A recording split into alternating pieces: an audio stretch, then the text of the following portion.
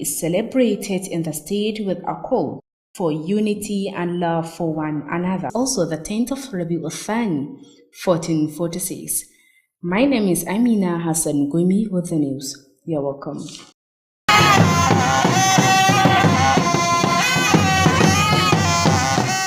Sokoto state government has taken a significant step to assist flood victims in Tangaza local government area by distributing the relief materials and a cash donation. Our correspondent Jamilu Musa Maishanu reports that the initiative comes in response to the recent flooding that impacted numerous families in the region. His report. During the distribution exercise, Alhaji Jazuli Liman Trita, the secretary to the Tangaza local government, highlighted that the gesture followed an emergency visit by the state governor Ahmad Aliyu, who donated 10 million naira in aid for the victims. Senator Aliyu Magatakardawa Mokko also contributed an additional 10 million naira to support the victims to recover their losses. He added that the distribution included essential items such as 600 bags of rice, 500 mats, and 500 blankets aimed at alleviating the hardship faced by those affected by the flood. Turita also noted the establishment of a committee dedicated to ensure fairness and justice during the distribution process, emphasizing the need for equitable assistance. Tangaza local government chairman Isa Salihu Kalanjeni commended Governor Ahmad Aliyu for his unwavering support and commitment to the welfare of the people. He assured that the distribution will tackle bias, aligning with the governor's stance on inclusivity. In his welcome address, Bilyaminu Usman, APC chairman of Tangaza local government, praised the dedication of both Governor Ahmad Aliyu and Senator Aliyu Magatakardawa Mokko toward community development. As the relief items was handed over, beneficiaries expressed their heartfelt gratitude to both leaders for their compassion and support during this challenging time. Jamilu Musa Maishanu, Alu TV News. The federal government has once again reiterated its commitment to developing the educational sector. The commitment was made by President Bola Ahmed Tinubu at the combined and maiden convocation ceremony of the Federal University, Birnin Kebbi.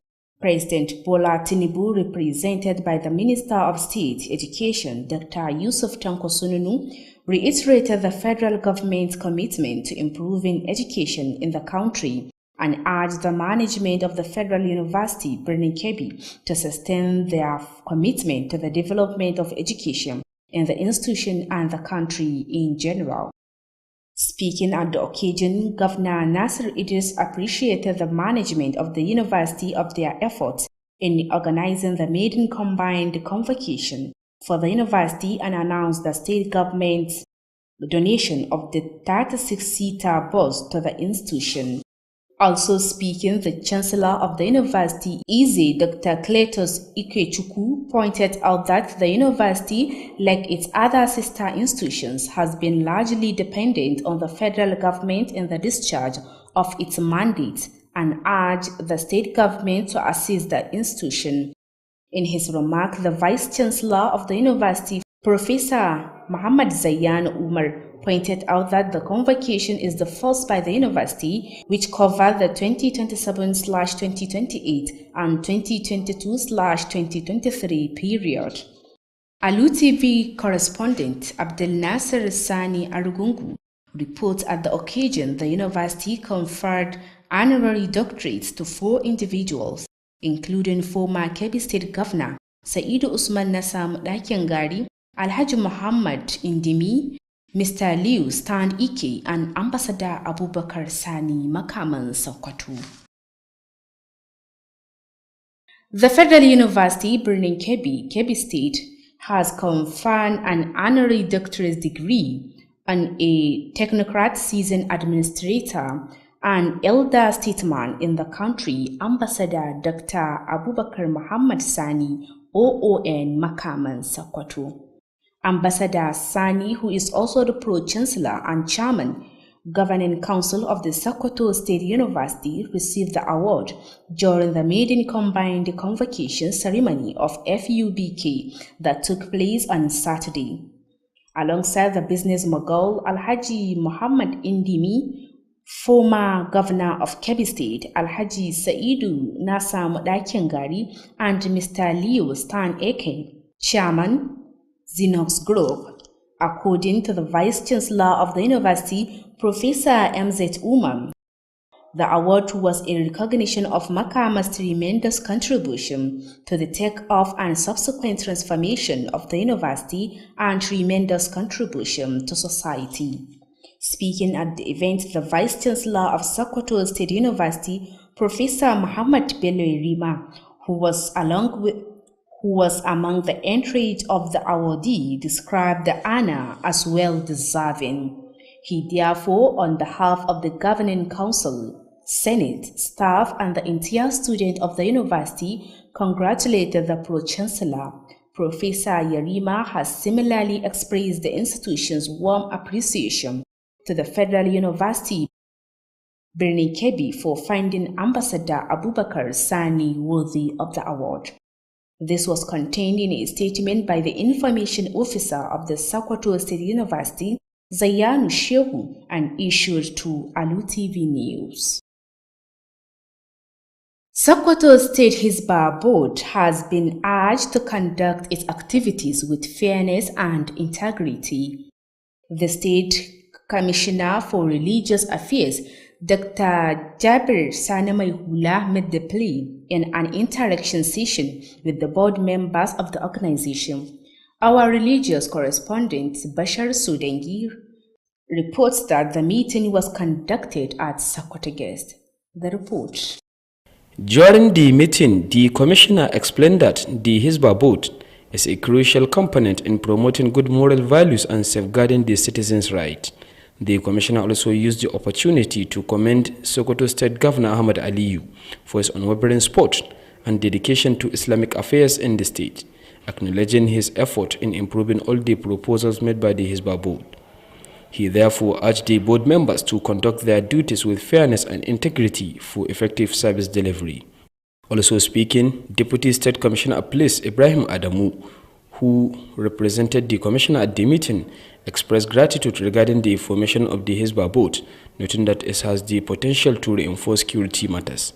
In his remarks, Deputy Commandant Operation of the Nigeria Security and Civil Defense Corps, NSCDC, Nasiru Alhaji Shehu, lauded the establishment of the Hisbah, referring to it as a developmental achievement of the state. He called on board members to prioritize community outreach and recruit good ambassadors to further advocate for peace and security within Sokoto. Briefing newsman shortly after the meeting, Barrister Bello emphasized that the new constitutional framework aligns with both divine law and established legal standards. From section 1 to section 25. And these sections, when you take a look at the sections, they provide the rules, the regulations on how the affairs will be, controlled, administered, and supervised. It states the duties of the board chairman of the Hisbah, his responsibilities. It states the functions and duties of the Director General of Hisbah. It states the roles of the state commandants. It states the roles of the board members of Hisbah, of Sokoto State. That law is all encompassing. It says a lot. It's self-explanatory. When you read the law from section 1 to 25, it's self-explanatory. It does not require any interpretation from any lawyer. The meeting had in the attendance of the state chairman of the Hisbah Board, Dr. Ahmad Rufai Rungumi, and the commandant of the board, Mallan Usman Abdullahi Jatau, among others. Bashar Sudengi, reporting for Alu TV News. To promote culture of peace and understanding, there is need to build bridges between different tribes and work together. This call was made during the celebration of Zarma Day, organized by Zabarmankino Student Association of Nigeria, Udus chapter. Here is the report. Sokoto State is one of the neighboring states bordering Niger Republic, domiciling number of Zarma people. The word Zabarmawa is coined from the word Zarma by Hausa people live together with Zabarmawa people to describe Zarma tribe. The event was organized in commemoration of the United Nations International Day of Indigenous People. National Secretary of Zabarmankinu Association of Nigeria, Dr. Lawal Sani applauded the student effort for organizing the event with a call to strive to become good ambassador of the society and brotherhood keepers. While appreciating the students, Dr. Lawal emphasized the importance of female child education, saying among the ethnicity and called upon all Zabarma people to be proud of their language wherever they are. The special guest of honor at the occasion, Barrister Aliyu Ishaq Alulo, who is also the legal advisor to the Senior Special Assistant of the President, said language is among the languages spoken in Nigeria. Let us take this opportunity to honor our ancestors whose sacrifices have paved the way for us today. In my already submitted article,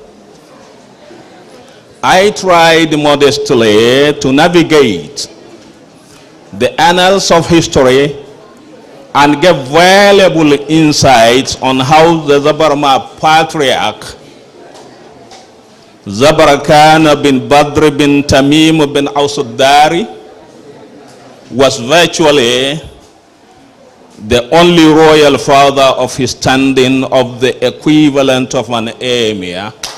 He called on newly selected EXCOs of Zabarmankinu Student Association to fear Allah while discharging the responsibilities of the union and give necessary support required to the development of this organization. Amina Hassan Gumi reporting for Alu TV News. Hundreds of friends and well-wishers have converged at the residence of Senator Aliyu Magatakar Dawamako to witness the wedding Fatiha of Dr. Dauda Muhammad and Nafisa Bello Wamako, a commissioner of agriculture in the state. The wedding was solemnized by Serikim Malaman Sokoto, Malam Yahya Muhammad Boyi, after the payment of 250,000 as dowry. Jamilu Musa Mashanu reports. Governor Ahmad Aliyu Sokoto gave Nafisa's hand in marriage as Dr. Isa Abdullah Zaria stood in for the groom. Dr. Dauda Muhammad sun zo guna neman mishi diyanmu Nafisa Bello Wamako a madadin jagoranmu shugaban wannan tafiya ta mu ta jihar Sokoto mai girma gwamnati da ya gabata dattijo sarkin yamman Sokoto kuma sarkin yakin Sokoto kuma sanata a yanzu mai kita Sokoto ta tsakiya a madadin dukkanin iyayen Nafisa malamanta yan uwa da abokan arziki bisa ga dukkanin shawarin da aka yi baki daya an amince a bada Nafisa aure ga Dr. Dauda Muhammad bisa ga sunnan manzon Allah sallallahu alaihi wasallam. Sarkin malaman Sokoto Malam Yahya Muhammad Boyi solemnized the wedding of Fatiha. Muhammad akan sadaki 250. Innal hamdalillahi nahmaduhu wa nasta'inuhu wa nastaghfiruh wa na'udzu billahi min shururi anfusina wa sayyiati a'malina. Man yahdihillahu fala mudilla lahu wa man yudlil fala hadiya lahu. Wa ashhadu an la ilaha illa Allah wahdahu la sharika lahu wa ashhadu anna Muhammadan abduhu wa rasuluh. Ya ayyuhalladhina amanu taqullaha haqqa tuqatih wa la tamutunna illa wa antum muslimun. يا أيها الناس اتقوا ربكم الذي خلقكم من نفس واحدة وخلق منها زوجها وبث منهما رجالا كثيرا ونساء واتقوا الله الذي تساءلون به والأرحام إن الله كان عليكم رقيبا. Three Islamic scholars offered prayer for Allah's continued blessings to the newly wedded couple. They are the Chief Imam of Sultan Muhammadu Bello Jum'at Mosque, Sokoto, Sheikh Malami Bello Akwara, Malam Muhammad Dangandewa Makko, and Sheikh Muhammad Bello Kofa respectively. The wedding party, which was conducted at the residence of APC leader in the state, Gawan Nama Sokoto, was attended by many personalities, including the state deputy governor, speaker, SSG, chief of staff, former governor of Sokoto State, Malam Yahya Abdul Karim, former minister of police affairs, Muhammadu Megaridin Gyadi, among others. Jamilu Musa Maishanu, Alu TV News. Access to clean water is fundamental to human rights, essential for every aspect of life. Individual, stakeholders, organizations, and governments have a crucial role to play in providing safe drinking water to prevent water-related diseases in the communities. Our reporter Naziru Al-Hajisani visited some local communities in the metropolis and investigated how people in those areas compromise their health and well-being, neglecting their water pipe exposed and broken in dirty sewage. His report will shock you. Health is wealth and water is life. However, not all water we receive is healthy for our bodies. Surface water may come into contact with various diseases. Tap water, normally supplied by water boards, is sanitized and treated. Unfortunately, most of the water consumed by local communities gets contaminated with waterborne diseases through broken tap water pipes. A 2024 World Bank report revealed that water-related diseases have dominated the list of over past 50 years, accounting for 70% of all the deaths related to national disasters. Most of the households interviewed are aware and believe that abandoning broken and exposed water pipes in the sewage may cause several disasters, leading to deadly consequences. Malam Shamsu is a testament to these problems. And another problem, it can affect our health status, where some people will affect diarrhea and so on and so forth. To save lives, ensure water stability, public health, prevent food poisoning, and promote economic productivity and environmental integrity, Malam Nura Umar Asada, a stakeholder in Asada area of the metropolis, emphasized that authority must engage local communities through sanitation programs. Even in this area, sometimes you must wait for the contaminated water to finish coming before we fetch. We made an effort to change some of the broken pipes, thus the problem still exists. That is why some people in the area stop drinking water. Further research has shown that drinking contaminated water can lead to various waterborne diseases. Waterborne illness can cause a range of symptoms, including diarrhea, vomiting, skin problems, ear infections, respiratory issues, and eye problems. Malam Mudassir Ibrahim, a plumber with 25 years of experience in repairing the broken water pipes, revealed that improper repairs are twofold: the owner's problem and the plumber's problem. Government is not aware of your broken pipes, since you are the one who connected it. But if it is supplying pipes, the authority must come and repair the pipe, because we cannot even open a new pipe. Ensuring quality drinking water is a collective responsibility of individuals, government, and stakeholders. I am the state chairperson of my Health Sector Reform Foundation of Nigeria, and we have been working to see how do we provide potable water supply to our people. Wherever you go in some places, you hear of typhoid, cholera. Even though cholera we have to seriously do, but diarrhea and vomiting. According to the Islamic teaching, water must be free from any form of impurity. Cikin aya ta Alƙur'ani a hadisai biyu na Annabi Muhammad In the Holy sallallahu alaihi Quran wasallam and the two hadith of the Prophet, peace be upon him, and the fiqh scriptures, it's compulsory for any water to be used for religious purposes, whether purification, ablution, purification bath, or maternity purification bath, or calf purification. Jum'at bath is compulsory for that water to be fair, according to the Islamic perspective, literally and scholarly. While compiling this report, the federal government has flagged off an intervention project on water supply in some local government areas of Sokoto State. The event was presided over by the State Minister of Water and Sanitation, Barrister Bello Muhammad Goranyo. Commissioner Ministry for Water Resources, Yusuf Machidu, highlighted the state government's efforts to ensure quality drinking water. I'm standing here to assure you one thing, that we have done so many things in Sokoto, because when we came, as the SA was saying, what we met on the ground was very discouraging. Virtually all the machineries were dilapidated and down. Sokoto have not seen water for nearly 3 months, it's true. So when we came in, there was serious shortage of water in Sokoto. In fact, it was so severe that the governor had no time to wait for the appointment of commissioners before action was taken. Barrister Bello Muhammad Goranyo has demonstrated concern by providing numerous water projects in the state.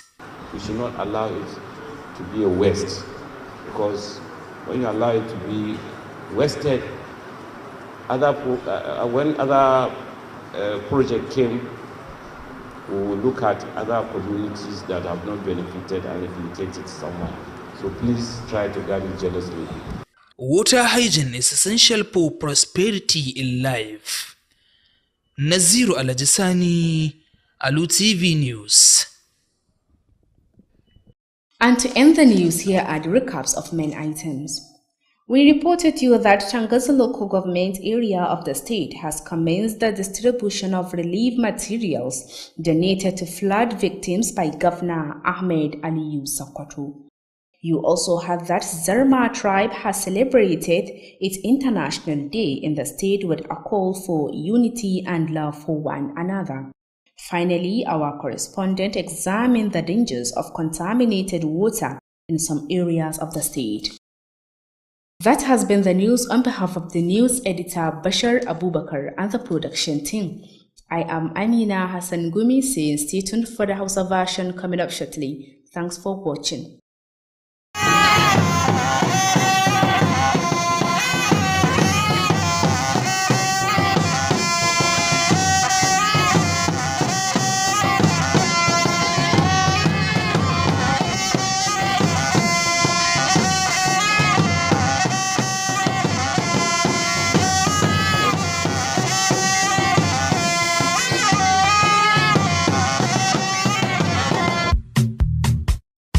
Livestock is vital to Nigeria's economy and poverty alleviation. The Livestock Productivity and Resilience Support Project, LPRES, introduced by World Bank in collaboration with the Federal Ministry of Agriculture and Food Security and Sokoto State Government, is a 6-year project with development of objective to improve livestock productivity, resilience, and commercialization of selected value chains. LPRES was also designed to strengthen the country's capacity to respond to an eligible crisis or emergency. It aimed to bring together farmers and herders to avert the reoccurrence of conflict for the development of all. Dear people of Sokoto State, the seat of Caliphate, support the project to enhance its activities and operations. Siraju Abubakar, Sokoto State Coordinator, Announcer.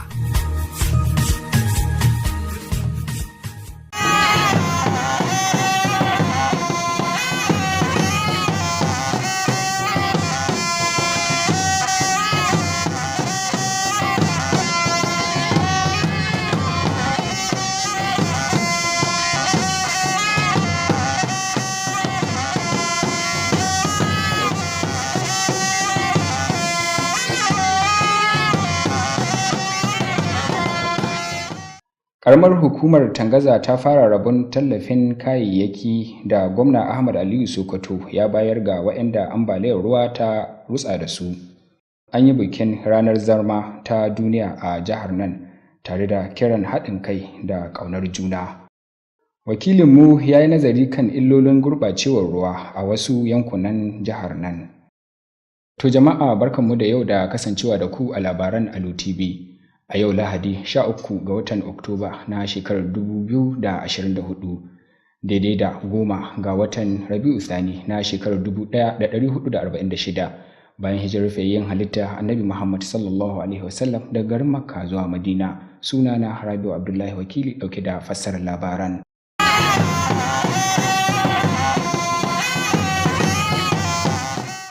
Gwamnatin jihar Sokoto ta ɗauki wani muhimmin mataki na taimakawa waɗanda ambaliyar ruwa ya rutsa da su a ƙaramar hukumar Tangaza ta hanyar raba kayayyakin abinci da kuma tallafin kuɗi. Wakilinmu Jamilu Musa Mai Shalu ya rawaito mana cewa shirin da na da manufar tallafawa waɗanda ambaliyar ruwa ya rutsa da su wanda ya shafi iyalai da dama. Ga rahoton nashi. A yayin taron rabon kayayyakin, sakataren ƙaramar hukumar Tangaza, Alhaji Jazuli Liman Tureta, ya bayyana cewa hakan ya biyo bayan ziyarar da gwamnan jihar Ahmad Aliyu ya kai, wanda ya bayar da tallafin naira miliyan 10 ga waɗanda abin ya shafa. Sanata Aliyu Magatakardawa Mukko ya kuma bayar da gudunmuwar ƙarin naira miliyan 10 domin tallafawa waɗanda abin ya shafa domin rage raɗaɗin da suke ciki. Ya ƙara da cewa rabon kayayyakin ya haɗa da buhunan shinkafa 600 da tabarmi guda 500 haɗi da barguna 500 da nufin rage wahalhalun da ambaliyar ruwar ta kawo. Tureta ya kuma bayyana cewa an kafa wani kwamitin da ya dukufa wajen tabbatar da gaskiya da adalci a lokacin rabon kayayyakin, inda ya jaddada buƙatar taimakon da ya dace. Kuma an faɗa musu cewa su je su yi aikin nan bisa tsakani da Allah, kada a sa son rai. Duk abin da za ka yi an ce ka yi shi tsakanin da Allah, ka ce ka yarda da za ka yi shi tsakaninka da Allah, to duk abin da ka kawo wannan abin da ya rage tsakaninka da Allah ne. An kawo sunayen mutane waɗanda abin na ya shafa sama da 1,000 da kusan 700, wanda idan ka buga adadin kuɗin da an ka bada da yadda an ka kasafa su da mutanen da za a ba su, naira guda babu wadda ta waje. Shugaban ƙaramar hukumar Tangaza, Isa Salihu Kalanjeni, ya yaba wa gwamna Ahmad Aliyu bisa goyon baya da jajircewar da yake baiwa al'umma. Ya kuma ba da tabbacin cewa za a gudanar da rabon kayayyakin ba tare da nuna son kai na siyasa ba, wanda ya yi daidai da matakin da gwamnan ya ɗauka na haɗin kai. Da Allah mu ji tsoron Allah, wai yan nan abubuwa da mai girma gwamna ya yi, ya bayar mu yi su, mu ba mara kunya, kan mu ci amana gwamnatin mu da jama'an mu. Kuma wannan kamar jawabin da ake shi ma gwamnati abin da ya bayani, wannan so min tabi ne. Mun san akwai kaya da za a turo daga federal government, akwai na state waɗanda za a so a yi su, kuma za a sake fara a duk ƙauyuka ma inda ila katanga ne ko wani abu an sai ya samu wannan matsala, a rubuta shi a kawo mana shi mu gani mu san domin kowa ya amfana. Kuma wannan ko da adawa sai dai da bakin ciki, misali yanda abubuwa aka yi su garin nan da duk wanda ruwan ya sama ta wannan banna, ba maganar PDP kan ta ke faɗa ko APC ko jam'iyya kake yi, to an baka haƙƙin ka ne wanda aka ce a baka. Wannan haƙƙin mu ne gare mu ga mun kyauta muku mu yanku adalci. A jawabinsa na maraba, shugaban jam'iyyar APC na ƙaramar hukumar Tangaza, Bilyaminu Usman, ya yaba da sadaukarwar gwamna Ahmad Aliyu da sanata Aliyu Magatakardawa Mukko wajen ci gaban al'umma. Yayin da ake mika kayayyakin agajin, waɗanda suka ci gajiyar tallafin sun nuna matuƙar godiya ga shugabannin biyu bisa tausayawa da goyon bayan da suka basu a wannan lokacin. Ƙarshen rahoton kenan. Jamilu Musa Mai Shanu, labaran Alu TV. Gwamnatin tarayya ta sake jaddada ƙudurinta na bunƙasa fannin ilimi a ƙasar nan. Shugaban ƙasa Bola Ahmed Tinubu ne ya yi wannan alkawari a wajen taron haɗaka na farko na Jami'ar Tarayya ta Birnin Kebbi. Shugaba Bola Tinubu, wanda ya samu wakilcin ƙaramin ministan ilimi Dr. Yusuf Tanko Sununu ya jaddada ƙudurin gwamnatin tarayya na inganta harkar ilimi a ƙasar nan. Ya kuma buƙaci mahukuntan jami'ar da su ci gaba da jajircewa wajen bunƙasa ilimi a jami'ar da ma ƙasa baki ɗaya. Da yake jawabi a wajen taron, gwamna Nasir Idris ya yaba wa mahukuntan jami'ar bisa ƙoƙarin da suka yi na shirya taron haɗin gwiwa na jami'ar, tare da sanar da baiwa jami'ar motar ɗalibai mai ɗaukar mutane 36 daga gwamnatin jihar. Shi ma dai da yake nasa jawabin, shugaban jami'ar Izi Dr. Kilitus Ikechukwu ya yi nuni da cewa jami'ar kamar sauran 'yan uwanta sun dogara ne ga gwamnatin tarayya wajen sauke nauyin da aka ɗora mata. Ya kuma buƙaci gwamnatin jihar da ta taimakawa jami'ar. A nasa jawabin, mataimakin shugaban jami'ar Farfesa Muhammad Zayyanu Umar ya yi nuni da cewa taron shine karo na farko da jami'ar ta gudanar, wanda ya hada da shekarun 2027 da kuma 2028 da 2022 da 2023. Wakilinmu daga Argungu ya rawaito mana cewa a wajen taron jami'ar ta bayar da digirin girmamawa ga mutane 4 da suka hada da tsohon gwamnan jihar Kebbi Sa'idu Usman na samu ɗakin gari, da Alhaji Muhammad Indimi, da Mr. Leo Sten Iko, da kuma ambasada Abubakar Sani Makaman Sokoto. Jami'ar tarayya ta birnin Kebbi ta ba da digirin girmamawa ga gogaggen shugaba kuma dattijo a ƙasar nan, wato ambasada da ta Abubakar Muhammad Sani OON Makaman Sokoto.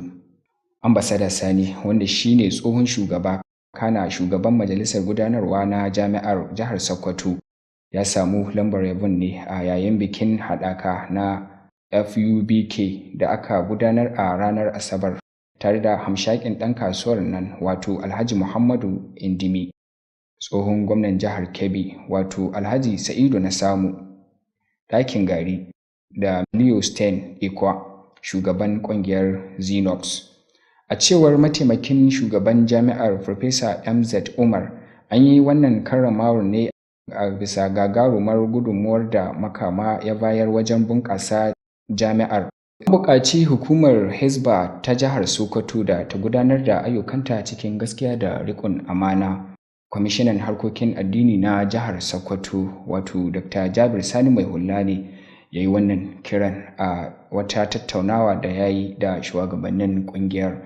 Wakilinmu kan harkokin addini wato Bashar Sudangi ya rawaito mana cewa an gudanar da taron ne a Sokoto Guest Inn, ga rahoton nashi. A lokacin tattaunawar, kwamishinan ya yi bayanin cewar kafa hukumar Hisba wani muhimmin abu ne wanda zai taimaka wurin tabbatar da kyawawan ɗabi'u da halaye a cikin al'umma. Kwamishinan haka ma ya yi amfani da wannan damar inda ya yaba wa ƙoƙarin gwamnan jihar Sokoto Ahmad Aliyu kan irin gagarumar gudunmuwar da yake bayarwa ta fannin addinin musulunci, inda har wa yau ya yaba wa ƙoƙarin gwamnan na amincewa da dukkanin buƙatocin da hukumar ta Hisba ta gabatar masa. A don haka ya buƙaci mambobin hukumar da su gudanar da aikin su kamar yadda ya kamata domin ganin cewar kwalliya tana biyan kuɗin sabulu.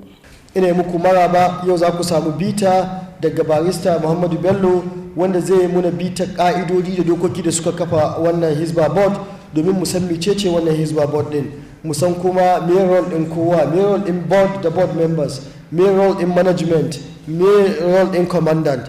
Wannan yana da matukan muhimmanci. Shi ma a lokacin da yake magantawa, kwamishinan 'yan sandan jihar Sokoto wanda ya samu wakilci daga mataimakinsa Ibrahim Adamu ya bayyana jin daɗinsa kan kaddamar da shirin Hisba a jihar nan, inda ya ce babu ko shakka zai taimaka wurin tabbatar da tsaro a jihar nan. A jawabinsa, mataimakin kwamanda sashen aikace-aikace a hukumar baiwa horar hula kariya Nasiru Alhaji Shehu ya yaba wa kokarin gwamnati wurin kafa hukumar ta Hisba, inda ya bayyana cewa babu ko shakka wannan aikin ci gaba ne a jihar nan. Haka ma ya yi kira ga mambobin hukumar da su shiga lungu da saƙo su zaƙulu mutane na gari domin ganin cewar an gudanar da wannan aikin kamar yadda ya dace. Da yake zantawa da manema labarai jim kaɗan bayan kammala zaman tattaunawar, barista Bello ya yi bayani dangane da kundin tsarin mulki na kafa hukumar. A takaice wannan dokar da kuka ga mai bita ta Hizba doka ce wadda aka yi ta shekara ta 2021 wato 2021. Wannan dokar tana da sashe guda 25 kuma dukkan sashen kowanensu yana da bayanin da ya yi da bakin su board members na ita Hizba har abin da ya kawo ga members na wannan board wa a chairman na board miya aikin na ita board miya aikin na ita Hizba ita kanta miya aikin shi director general miya aikin commandant na Hizba miya aikin sauran department na Hizba kamar da'awa and aids kamar finance and supply kamar ga dai sunan department dukkan su waɗannan sashen duk doka sai da ta yi bayanan kowannen su abin da aiki ne. Taron dai ya samu halartar shugaban hukumar Hizba ta jihar Sokoto Dr. Ahmad Rufai Rungumi da kuma babban kwamandan hukumar Mallam Usman Abdullahi Jatau da dai sauransu. Ƙarshen rahoton kenan. Bashar Sudangi, labaran Alu TV. Don haɓaka al'adu, zaman lafiya da fahimtar juna, akwai buƙatar gina alaƙa tsakanin ƙabilu daban-daban da yin aiki tare. An yi wannan kiran ne a yayin bikin ranar Zarma wadda ƙungiyar ɗaliban zamantakewa ta ƙasa reshen Jami'ar Usman Danfodiyo da ke jihar Sokoto ta gudanar. Wakiliyarmu Amina Hassan Gumi ita ce ta haɗa mana wannan rahoton. Sokoto na ɗaya daga cikin jihohin da ke makwabtaka da nahiyar Nijar, ƙasar da ke da yawan ƙabila ta Zabarmawa. Ita dai kalmar Zabarmawa Hausawa ne suka ƙirƙiro ta daga kalmar Zarma. Hausawan da ke zaune tare da Zabarmawa ke amfani da ita wajen kiran ƙabilar Zarma. Shi dai wannan taron an shirya shi ne domin tunawa da ranar mazauna ƙasa ta Majalisar Ɗinkin Duniya.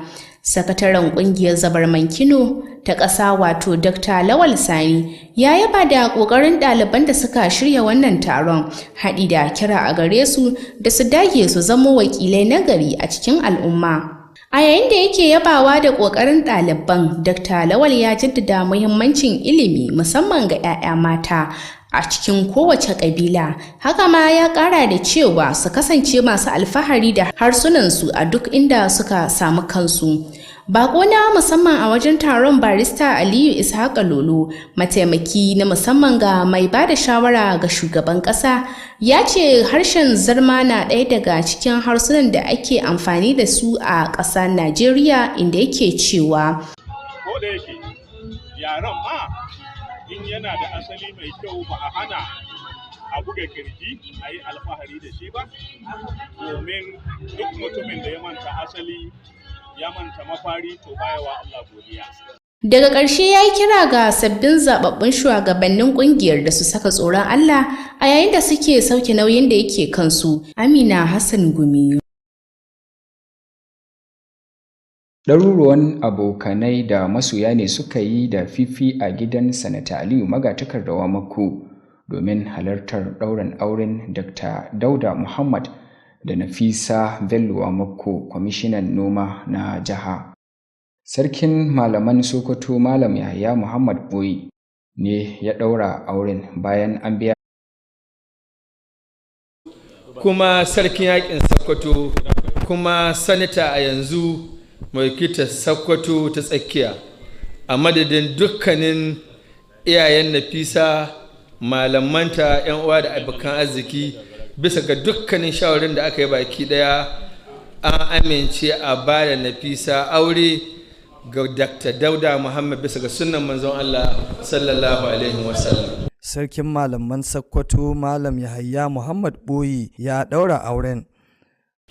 Innal hamdalillahi nahmaduhu wa nasta'inuhu wa nastaghfiruh wa na'udzu billahi min shururi anfusina wa sayyiati a'malina. من يهده الله فلا مضل له ومن يضلل فلا هادي له واشهد ان لا اله الا الله وحده لا شريك له واشهد ان محمدا عبده ورسوله يا ايها الذين امنوا اتقوا الله حق تقاته. Ministan harkokin 'yan sanda da ya gabata Muhammadu Mai Garidin Gyadi da sauransu. Ƙarshen rahoton kenan. Jamilu Musa Mai Shanu, labaran Alu TV. Samun tsaftatattun ruwan sha ainihin haƙƙi ne na ɗan adam da ke da muhimmanci ga kowane ɓangare na rayuwa. Ɗaiɗaikun mutane, masu ruwa da tsaki, ƙungiyoyi da gwamnati suna da muhimmiyar rawa da za su iya taka domin samar da tsaftataccen ruwan sha don magance cututtuka masu alaƙa da ruwa a cikin al'umma.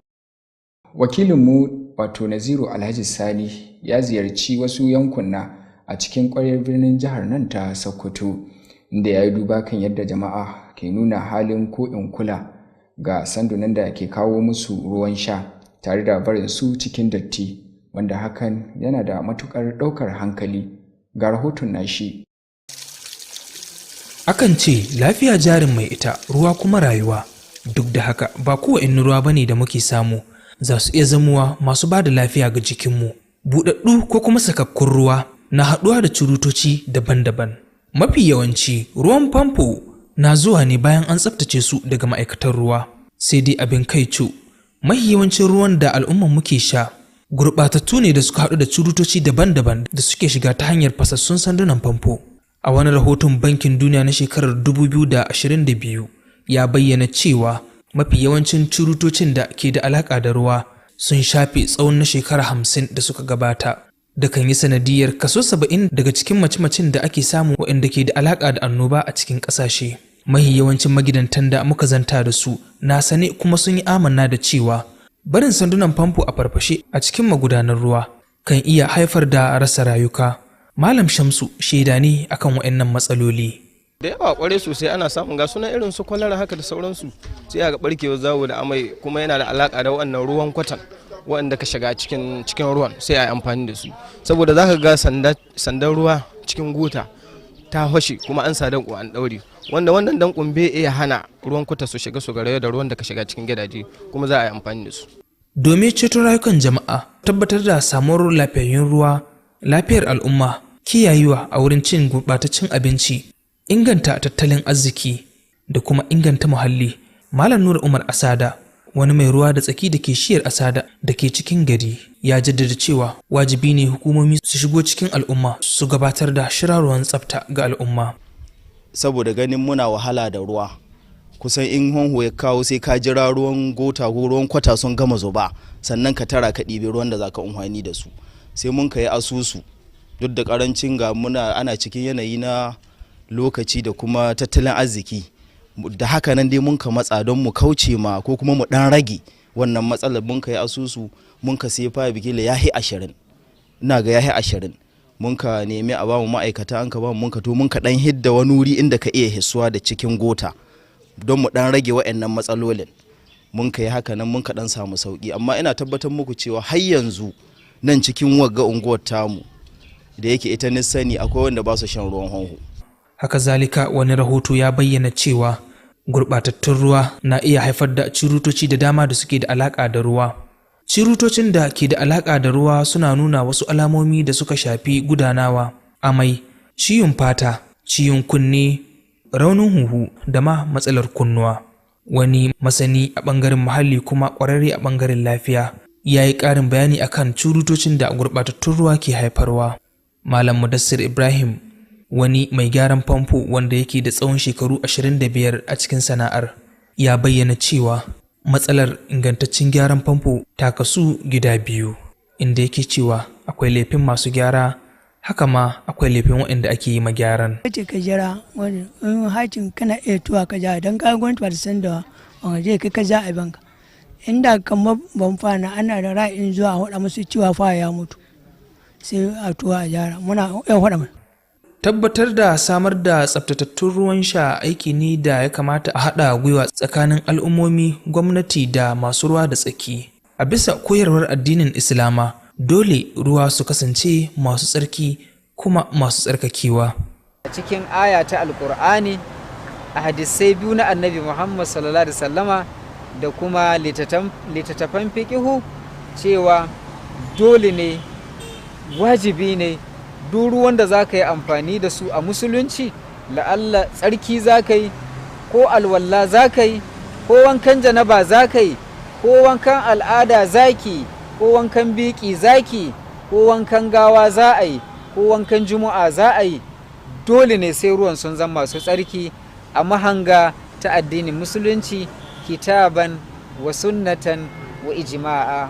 A yayin hada wannan rahoto, gwamnatin tarayya ta kaddamar da shirin samar da ruwa a cikin waɗansu ƙananan hukumomi da ke cikin jihar Sokoto. Wannan shirin dai ministan ruwa da tsaftace muhalli barista Bello Muhammad Gorenyu ne ya gabatar da shi. Kwamishinan ma'aikatar albarkatun ruwa ta jihar Sokoto Yusuf Macido ya bayyana irin ƙoƙarin da gwamnatin jiha ke yi wurin tabbatar da samuwar ingantattun ruwan sha a cikin jihar. Barista Bello Muhammad Gorenyu ya nuna kulawa wurin samar da shirarwan inganta ruwan sha a cikin jihar. Tsaftace ruwa na da matukar muhimmanci a rayuwar ɗan adam. Naziru Alhaji Sani, labaran Alu TV. To da wannan rahoton na Naziru muka kai ƙarshen labaranmu na yau. Sai dai kafin na yi sallama da ku ga wasu daga muhimman kanunsu. Mun kawo muku rahoton cewa ƙaramar hukumar Tangaza ta fara rabon kayan tallafi da gwamna Ahmad Aliyu Sokoto ya bayar ga waɗanda ambaliyar ruwa ta rutsa da su. Har ila yau kun ji cewar an yi bikin ranar zarma ta duniya a jihar nan tare da kiran haɗin kai da ƙaunar juna. Daga ƙarshe wakilinmu ya yi duba kan illolin gurɓacewar ruwa a wasu yankunan jihar nan. Yanzu kam a madadin editan labaran wato Bashar Abubakar sai kuma 'yan uwa abokan